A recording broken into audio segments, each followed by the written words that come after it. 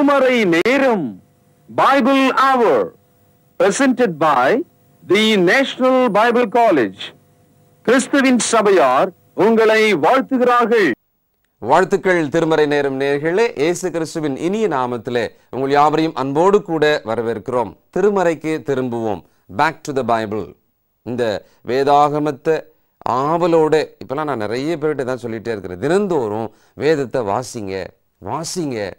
நிச்சயமாக ஒரு ஆசீர்வாதம், ஒரு நல்ல மாற்றம் அப்படி வாழ்க்கையில் வரும். அதுக்கு இந்த தொடர் நிகழ்ச்சிகள் உங்களுக்கு ரொம்ப ஊக்கமாக, உங்களுக்கு இந்த வேதத்தின் மேலே இன்னும் அதிகமான நேசம் வருவதற்கு பிரயோஜனமாக இருக்கும்னு நான் நம்புகிறேன். சரி, இப்பொழுது ஒரு ராஜா, அவர் ஒரு பாடகர், அடுத்தது அவர் ஒரு பெரிய போர் வீரன், அவர் ஒரு தீர்க்கதரிசி. இப்படிப்பட்ட ஒருவர், அவரை ரொம்ப எளிமையாக சொல்லணும்னா கூட அவர் ஒரு மேய்ப்பராக இருந்தவர். இப்போது யாருன்னு நீங்களே கொஞ்சம் யூகம் பண்ணியிருப்பீங்க இல்லைங்களா? இந்த தாவீது என்கிற ஒரு மனிதன், இந்த மனிதனுடைய வாழ்க்கை நமக்கு தெரிஞ்ச அளவில் எங்கே துவங்கினது, ஆடுகளை மேய்த்து கொண்டிருந்தார், இதான் நமக்கு தெரியும். பிறகு அவருடைய வாழ்வினுடைய முடிவை ஒரு பெரிய சிங்காசனத்தில் சமஸ்த இஸ்ரவேலை ஆண்டு கொண்டிருந்த ஒரு மனிதன். ஆனால் இந்த மனிதனுடைய இருதயம் இருக்க ரொம்ப அருமையான ஒரு இருதயம். இவருடைய இருதயத்துக்குள்ளே தான் என்னவாகலாம் இருந்தாரோ அதற்கு மேலே தன் தேவனை அவர் சிந்திச்சார், அதை பாடினார், அதை மற்றவர்களுக்கு சொன்னார். இதை தான் நாம் இங்கே கற்றுக்க போகிறோம். என்னையா சொல்கிறீங்கன்னு கூட நீங்கள் கொஞ்ச நேரம் யோசிக்கலாம். இப்பொழுது ஒரு மேய்ப்பன், அவர் தன் தேவனை, அவர் தான் எனக்கு நல்ல மேய்ப்பன் அப்படின்னு சொல்கிறார், அவர் தான் என்னை நடத்துகிறவர் அப்படின்னு சொல்கிறார். அவர் ஒரு பெரிய ராஜா, நிறைய போர், நிறைய வெற்றியெல்லாம் பெற்றவர். அவர் என்னன்றாரு, நான் எனக்கு மேலே இருக்கிற சேனைகளின் கர்த்தர் இருக்கிறார் இல்லையா, அவரை வச்சுக்கிட்டு தான் அவர் சேனைக்குள்ளவே பாய்ந்துருவேன் அப்படின்றார். இப்போ தன்னுடைய ப்ரொஃபஷன், தன்னுடைய ஒரு வாழ்க்கையினுடைய ஒவ்வொரு உயர்ந்த நிலையிலையும், ஒவ்வொரு நிலையிலையும் அதுக்கு மேலே தன்னை வழிநடத்துகிற ஒரு தேவனை ரிலேட் பண்ணி பார்க்குறார், தொடர்புபடுத்தி பார்க்குறார். இப்போ நீங்கள் ஒரு மீனவராக இருக்கலாம், அந்த ஒரு பெரிய விஸ்தாரமான உங்களுடைய அந்த தொழிலுக்கு மேலே தேவனை நீங்கள் ரிலேட் பண்ணி பாருங்கள், சம்மந்தப்படுத்தி பாருங்கள். அதுக்கு மேலே அவர் உங்களுக்கு என்னெல்லாம் செய்கிறார், என்னவாக இருக்கிறார். ஒரு பில்டராக இருக்கலாம், ஏதோ ஒரு வேலை நீங்கள் செய்யலாம். நீங்கள் வாழ்க்கையில் நீங்கள் என்னவாக இருக்கிறீங்களோ அதே விஷயத்தை சம்மந்தப்படுத்தி உங்கள் தேவனை நீங்கள் சிந்தியுங்கள். அப்போ லைஃப் நமக்கும் தேவனுக்கு இருக்கிற அந்த தொடர்பு ரொம்ப நல்லா இருக்கும், உணர்வுள்ளதாக இருக்கும். பிரியமானவர்களே, இதை நாம் இன்னும் அழகாக ஒரு நல்ல ஒரு காட்சி போல இன்னைக்கு நாம் செய்தியில் கேட்க போகிறோம். சொல்லுங்களா? இந்த நாளில் நம்முடைய செய்தியாளர், தேசிய வேதாகம கல்லூரியினுடைய கல்வித்துறை தலைவர் டாக்டர் பீட்டர் சாலமன் ஐயா அவர்கள். வணக்கம் திருமறை நேர நேயர்களே, புதிய நாள் காலையில் உங்களுக்கு என்னுடைய நல்வாழ்த்துதலை தெரிவிக்கிறேன். பேக் டு பைபிள், திருமறைக்கு திரும்பவும் என்ற இந்த நெடுந்தொடரில் 4வது பகுதியில் 33வது செய்தி இது.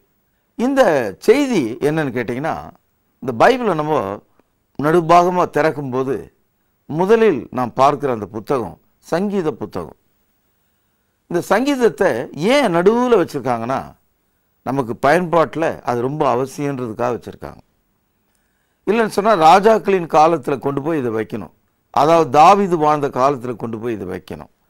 ஆனால் இந்த சங்கீதத்தை நடுபாகமாக வச்சதுக்கு ஒரு காரணம், பைபிளை திறக்கிற ஒரு ஆள் எப்படியாவது அந்த சங்கீதத்தை படிக்கணும், அதனால் அவர் மிகுந்த ஆனந்தத்தை மகிழ்ச்சி அடையணும், தேவாதி தேவனை துதித்து போற்றணும் என்ற ஒரு நம்பிக்கையோட இதை மையப்பகுதியில் வைத்திருக்கிறார்கள். ஏறக்குறைய 150 சங்கீதங்கள். தாவீதுக்கு ஒரு பேரே சங்கீதக்காரன். இந்த இடத்துல இசைப்பவன் என்ற வார்த்தையை விட பாடலை பாடுகிறவன். இந்த சங்கீதங்கள் ஒரு தனி மனிதனுடைய உள்ளத்தில் சந்தோஷமாய் புறப்பட்ட தேவாதி தேவனுக்குரிய மகிழ்ச்சியான பாடல்கள். ஹியூமன் எக்ஸ்பீரியன்ஸ், மனிதனுடைய அந்த பழக்கத்தில், அனுபவத்தில் அவனுக்கு ஏற்பட்ட தேவனுடைய பற்றிய அந்த விஷயங்கள் எல்லாம் பாடலாக பாடப்பட்டிருக்கிறது. அது மாத்திரம் இல்லை, ஒரு போர்னு எடுத்தா அந்த போரில் ஜெயித்த பிறகு ஜெயித்த மனிதனுடைய உணர்வு எப்படி இருக்கும், அதே போல கர்த்தருடைய பிள்ளைகளாகிய தேவ ஜனங்கள் பிசாசையும் அவனுடைய கூட்டத்தையும் அவனுடைய செயல்களையும் அவனுடைய வல்லமையும் முறியடிக்கும் போது அவர்களுக்கு ஏற்படுகிற அந்த அற்புதமான உணர்வுகளை வெளிப்படுத்தக்கூடியதாக சங்கீதம் இருக்கிறது. அது மாத்திரம் இல்லை, சங்கீதத்துக்குள்ள தேவனை தொழுது கொள்ளுகிற அற்புதமான வார்த்தைகளாகிய பாடல்கள் இருக்கிறது. இந்த வர்ஷிப் என்பது ரொம்ப முக்கியமான ஒரு விஷயம். அது மாத்திரம் இல்லை, கிறிஸ்துவை பற்றிய தீர்க்க தரிசனங்கள் ஏராளமாக சங்கீத புத்தகத்தில் இருக்கிறத நம்ம பார்க்க முடியும். இந்த 150 சங்கீதத்தில் எல்லாமே தாவீது பாடினதா அப்படின்னு நீங்க கேட்டீங்கன்னா, முக்கால் பாகம் தாவீது பாடியது. சில சங்கீதங்கள் மோசேயினுடைய பாடலாகவும், ஆசாப் என்ற ஒரு மனிதனின் பாடலாகவும், இன்னொன்று கேரா என்ற ஒரு மனிதனுடைய பாடலாகவும் இருக்கிறது. தாவீது தன்னுடைய வாழ்க்கையில 5 வகையான வேலைகளை செய்திருக்கிறார். அதாவது ஒரு மெய்ப்பனாக இருந்திருக்கிறார், சங்கீதக்காரனாக இருந்திருக்கிறார், நல்ல ஒரு போர் வீரனாக இருந்திருக்கிறார், அற்புதமான அரசனாக இருந்திருக்கிறார், தீர்க்கதரிசியாக இருந்திருக்கிறார். 5 வகையான வேலைகளை தாவீது பார்த்தார். அதாவது shepherd, musician, warrior, king and prophet. இந்த பணிகள் தாவீதினுடைய வாழ்க்கையில் இருந்ததுனால அவனுடைய பாடல்களாகிய இந்த சங்கீதங்களில் அது பிரதிபலிக்கிறத பார்க்கிறோம். அவனே ஒரு மெய்ப்பனாக இருந்ததுனால கர்த்தரின் மெய்ப்பராக இருக்கிறார் என்று சங்கீதம் 23 அவன் பாடுவது இயல்பாக அமைந்து விட்டது.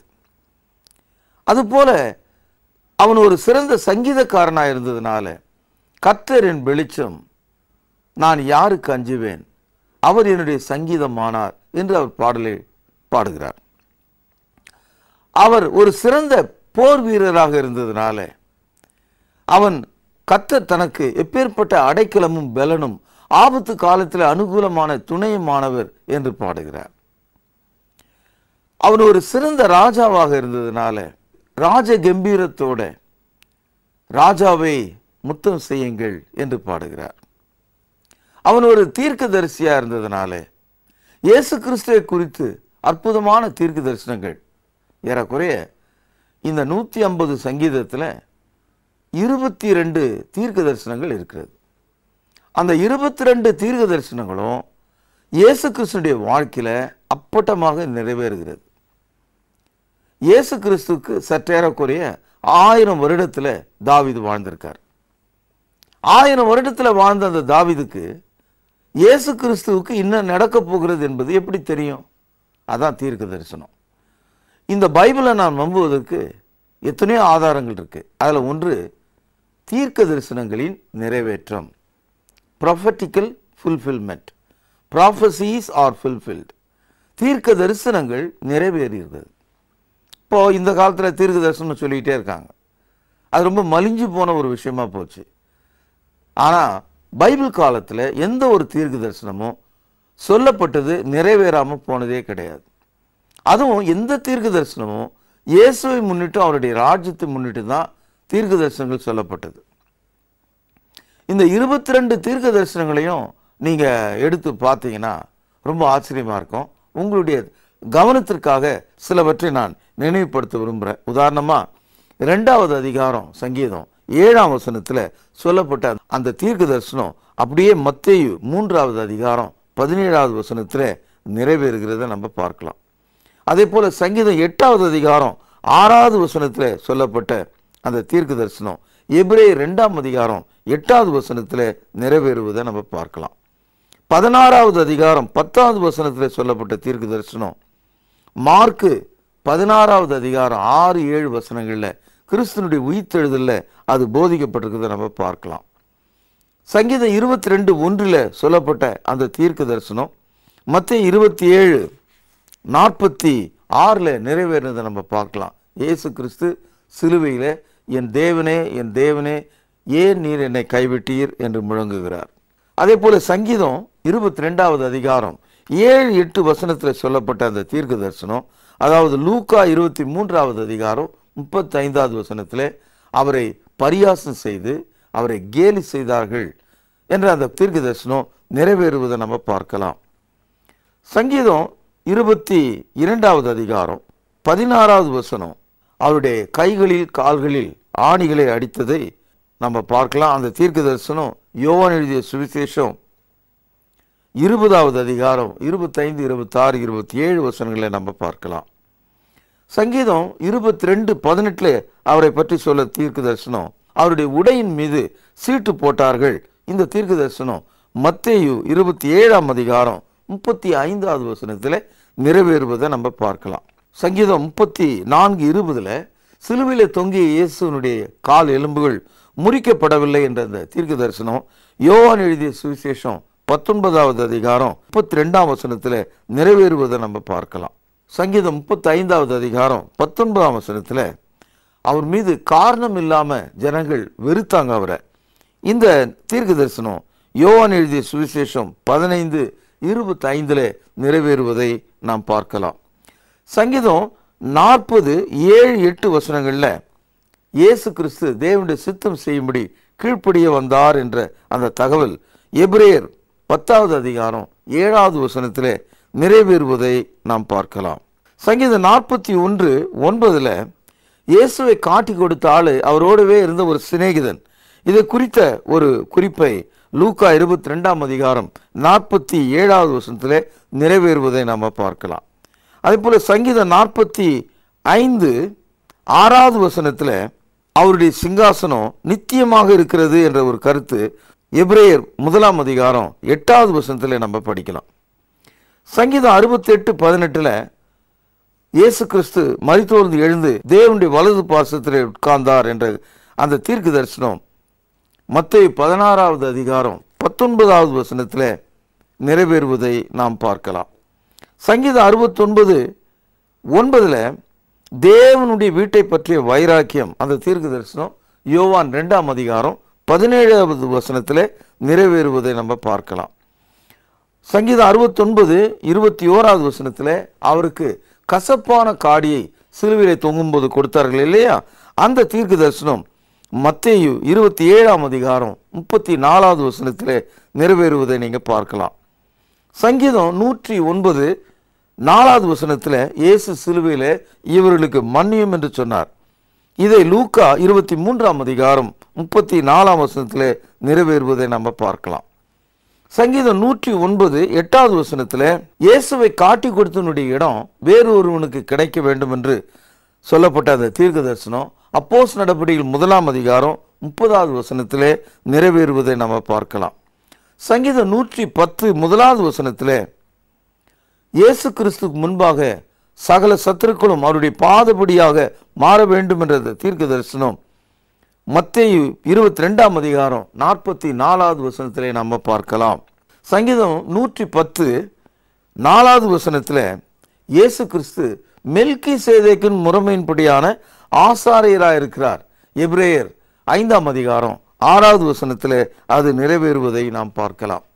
சங்கீதம் 118:22 யூதர்களால் தள்ளப்பட்ட அந்த கல்லே தலைக்கு மூளைக்கல்லாயிற்று, இயேசு மூளைக்கல்லாக இருக்கிறார் என்ற இந்த கருத்து மத்தேயு 21:42 நிறைவேறுவதை நாம் பார்க்கலாம்.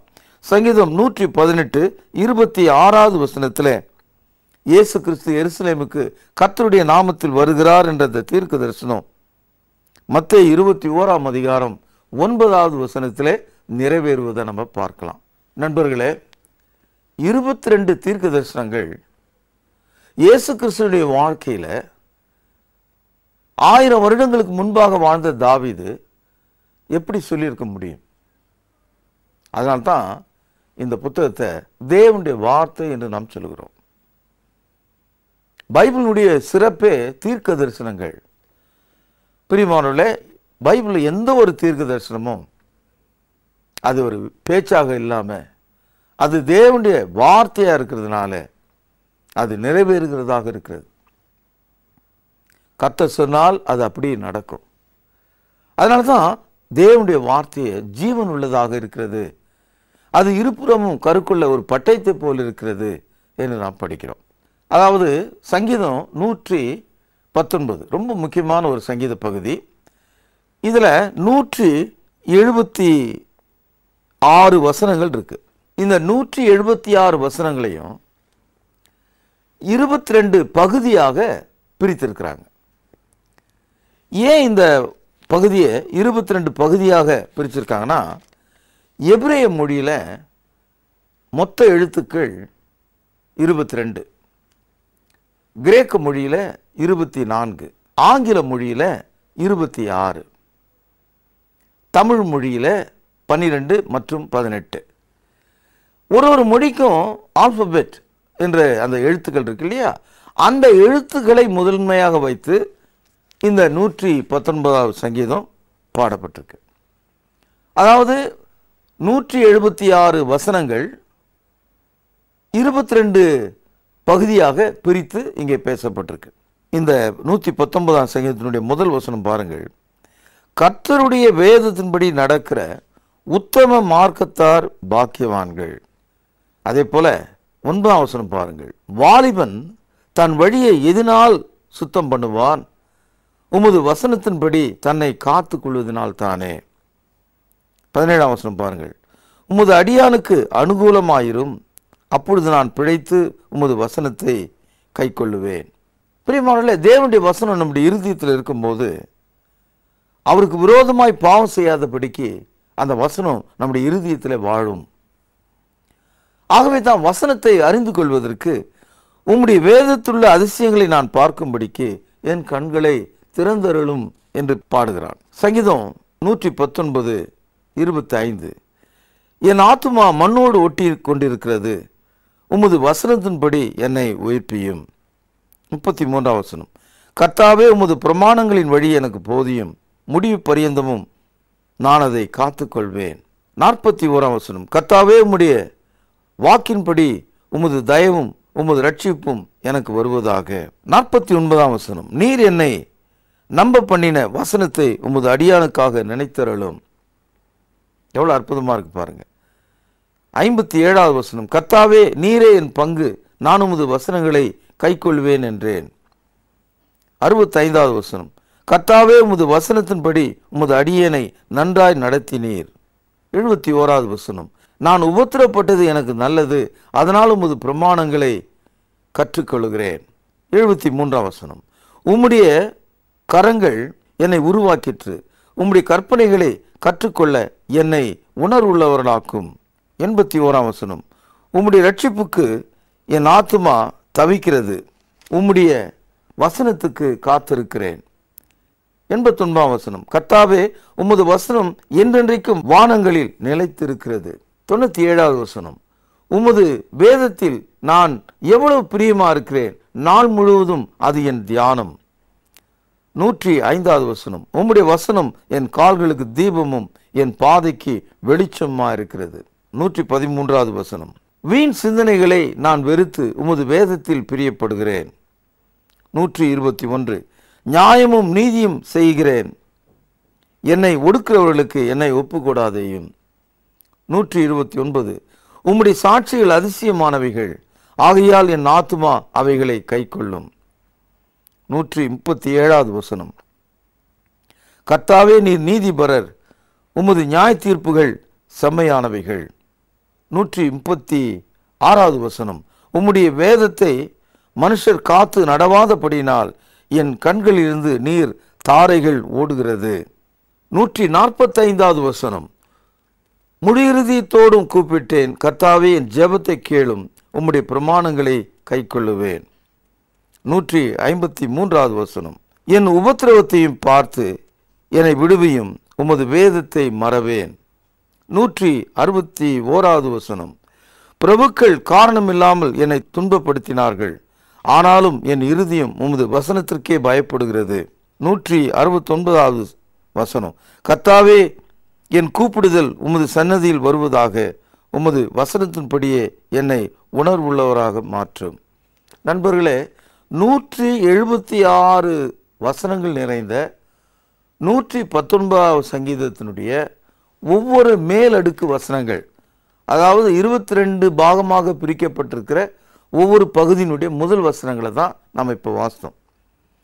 எவ்வளவு தெளிவாக, எவ்வளவு நுட்பமாக வசனத்தை சார்ந்து வாழுதல் எவ்வளவு அவசியம் என்பதை இங்கே நாம் பார்க்கிறோம். 8 வசனங்களாக அது பிரிக்கப்பட்டிருக்கிறது. நண்பர்களே, இந்த சங்கீதத்தை நீங்கள் காலை தோறும் வாசிப்பீர்களானால் உங்கள் இருதயம் வெளிச்சம் உண்டாக மாறும். உதாரணத்துக்கு சங்கீதம் 19 சிறிது நாம் வாசிக்கலாம். வானங்கள் தேவனுடைய மகிமை வெளிப்படுத்துகிறது, ஆகாய விரிவு அவருடைய கரங்களின் கிரியை அறிவிக்கிறது. பகலுக்கு பகல் வார்த்தைகளை பொழிகிறது. இரவுக்கு இரவு அறிவை தெரிவிக்கிறது. அவைகளுக்கு பேச்சுமில்லை, வார்த்தையுமில்லை. அவைகளின் சத்தம் கேட்கப்படுவதும் இல்லை. ஆகிலும் அவைகளின் சத்தம் பூமி எங்கும், அவைகளின் வசனங்கள் பூச்சக்கரம் கடைசி வரைக்கும் செல்கிறது. அவைகளில் சூரியனுக்கு ஒரு கூடாரத்தை ஸ்தாபித்தார். அது தன் மணவரையிலிருந்து புறப்படுகிற மணவாளனை போலிருந்து பராக்கிரமசாலியை போல பாதையில் ஓட மகிழ்ச்சியா இருக்கிறது. அது வானங்களின் ஒரு முனையிலிருந்து புறப்பட்டு அவைகளின் மறுமுனைக்கும் சுற்றி ஓடுகிறது. அதன் காந்திக்கு மறைவானது ஒன்றுமே இல்லை. எவ்வளோ அற்புதமாக இருக்கு பார்த்தீங்களா? இந்த இயற்கை எவ்விதமாக உண்டாக்கப்பட்டது. விண்ணிலே நாம் பார்க்கிற சூரியனும் சந்திரனும் நட்சத்திரங்களும் எவ்வாறு செயல்படுகிறது, அவை எவ்விதமாக வெளிச்சத்தை மனிதனுக்கு அருளுகிறது. அதனுடைய வெளிச்சத்திலே நாம் இவ்வளவாய் அற்புதமாய் வாழ்கிறோம். இதெல்லாம் தேவனுடைய வார்த்தை. பிரியமானவர்களே, கடவுளுடைய வார்த்தையாக இருக்கிறதுனால்தான் இந்த விஞ்ஞானம் சொல்லக்கூடிய இன்றைய கருத்துக்களை பல ஆயிரம் ஆண்டுகளுக்கு முன்பாகவே தேவன் தமது வார்த்தையிலே நமக்கு தந்திருக்கிறார். 7ஆம் வசனம் பாருங்கள். கர்த்தருடைய வேதம் குறைவற்றதும் ஆத்துமாவை உயிர்ப்பிக்கிறதுமா இருக்கிறது. கர்த்தருடைய சாட்சிகள் சத்தியமும் பேதை ஞானியாக்குறதுமா இருக்கிறது. எவ்வளவு அற்புதமா இருக்கு. 10ஆம் வசனம் பாருங்கள். அவைகள் பொன்னிலும் மிகுந்த பசும்பொன்னிலும் விரும்பப்படத்தக்கதும் தேனிலும் தேன் கூட்டிலிருந்து ஒழுகும் தெளித்தேனிலும் மதுரமுள்ளதாயிருக்கிறது. 12ஆம் வசனம் பாருங்கள். தன் பிழைகளை உணர்கிறவன் யார்? மறைவான குற்றங்களுக்கு என்னை நீங்களாக்கும். துணிகரமான பாவங்களுக்கு உமது அடியானை விலக்கி காரும். அவைகள் என்னை ஆண்டு கொள்ள ஒட்டாதிரும். அப்பொழுது நான் உத்தமனாகி பெரும்பாதகத்துக்கு நீங்களாயிருப்பேன். கவனித்தீங்களா? என் கண்மலையும் மீட்புறமாகிய கர்த்தாவே, என் வாயின் வார்த்தைகளும் என் இருதயத்தின் தியானமும் நம்முடைய சமூகத்திலே பிரியமாயிருப்பதாக. எவ்வளவு அற்புதமான ஒரு ஜெபம். நண்பர்களே, இந்த சங்கீதத்தை தினந்தோறும் ஒரு நாள் தவறாம ஏதாவது ஒரு பகுதியை நீங்க படிச்சுக்கிட்டே இருந்தீங்கன்னா, வீடை பெருக்க பெருக்க வீடு சுத்தமா இருக்கிற மாதிரி உங்கள் இருதயமும் சுத்தமா இருக்கும். உங்களுடைய நம்பிக்கை கர்த்தர் மேல இருக்கும். வானத்தையும் பூமியை உண்டாக்கிய கர்த்தரிடத்திலிருந்து எனக்கு ஒத்தாசை வரும் என்ற அந்த வசனத்தின்படி வாழ்வீர்கள். உங்களுடைய வீட்டிலே பிள்ளைகள் ஆசீர்வாதமா இருப்பாங்க. உங்களுடைய மனைவிகள் வீட்டின் ஓரமா இருக்கிற திராட்சை கொடியை போல கனி தருகிற ஒருவராக அவர்கள் இருப்பாங்க. நீங்கள் செய்வதெல்லாம் வாய்க்கும். உங்களுக்கு தேவன் நல்ல நித்திரையை தருவார். கர்த்தருக்கு பயப்படுகிற மனுஷன் இவ்விதமாய் ஆசீர்வதிக்கப்படுவான். வாசித்து கொண்டே போகலாம். பிரியமானவர்களே, இந்த காலையில் நீங்கள் வாசித்த இந்த அற்புதமான இந்த சங்கீதம் ஒரு தனி மனிதனுடைய அவனுடைய குணத்தையும் அவனுடைய வெற்றியும் அவனுடைய தாழ்மையும் அவனுக்கு முன்பாக இருக்கிற சகல காரியங்களையும் காட்டக்கூடியதாக இருக்கிறது. ஒரு முழு அனுபவத்தை காட்டக்கூடியதாக இருக்கிறது. ஒரு முழுமையான தேவனோடு வாழ்கிற வாழ்க்கை வெளிப்படுத்தக்கூடியதாக இருக்கிறது. நேயர்களே, கண்மணிகளே, அற்புதமான பரிசுத்தவான்களே, சங்கீதத்தை படியுங்கள். இந்த சங்கீதம் இன்னைக்கும் இஸ்ரவேல் மக்கள் மத்தியில் அதாவது இலக்கியமாக இருக்கிறது. இப்போ தமிழில் பார்த்தீங்கன்னா இப்போ திருக்குறள் ஒரு இலக்கியம் இல்லையா? அது மாதிரி எபிரேய மக்கள் மத்தியில், எபிரேய பல்கலைக்கழகத்தில் இன்னைக்கும் இந்த சங்கீதம் மாபெரும் இலக்கியமாக கருதப்படுது. இது தேவனுடைய வார்த்தை.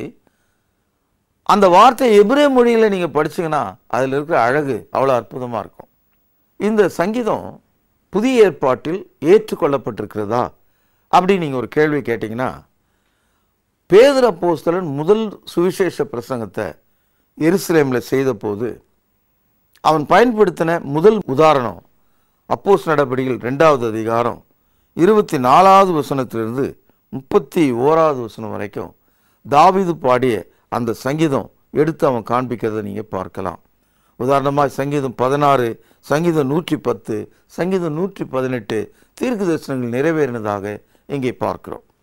அது மாத்திரம் இல்லை, ஆரம்ப சபை இந்த சங்கீதத்தை பாடல்களாக சபையில் பாடியிருக்கிறார்கள். 1 கொரிந்தியர் 14வது அதிகாரம் 26வது வசனம், கையில் பேனா இருந்தால் ஒரு சிறு கோடு போடுங்கள். நீங்கள் கூடி வந்திருக்கும் போது உங்களில் ஒருவன் சங்கீதம் பாடுகிறான். அப்போ ஆரம்ப சபையில சங்கீதங்கள் பாடப்பட்டிருக்கிறது. அதே போல யாக்கோபு 5வது அதிகாரம் 13வது வசனம், உங்களில் ஒருவன் துன்பப்பட்டால் ஜெபம் பண்ண கடவன், ஒருவன் மகிழ்ச்சியாயிருந்தால் சங்கீதம் பாட கடவன். சங்கீதம் வாசிக்க கடவன் அல்ல, சங்கீதம் பாட கடவன். ஆகவே சங்கீதம் புதிய ஏற்பாட்டு காலத்தில் சபையில் பாடல்களாக அங்கீகரிக்கப்பட்ட ஒன்றாக இருக்கிறது. ஆகவே கர்த்தர் உங்களை ஆசீர்வதிப்பார், உங்கள் பிள்ளைகளை ஆசீர்வதிப்பார்.